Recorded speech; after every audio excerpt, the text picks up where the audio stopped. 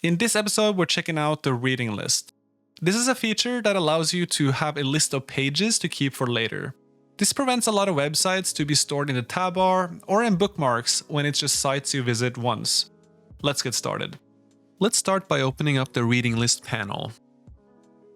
When browsing, you can right-click on an article and select Add Link to Reading List. Then you'll see it pop up in your panel. And in the panel, you can sort your reading list by title, read state, date updated, and by address. There's also buttons to mark your articles as read or unread. If you have a lot of items in your reading list, you can use search to locate the one you're looking for.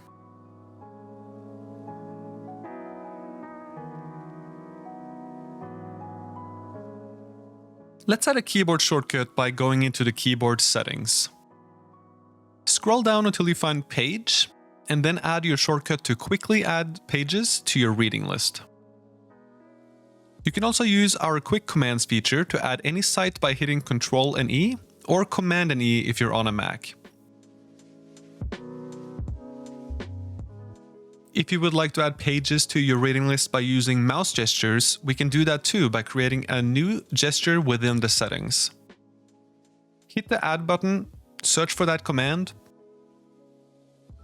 add it, and then create a gesture while holding right-click on your mouse.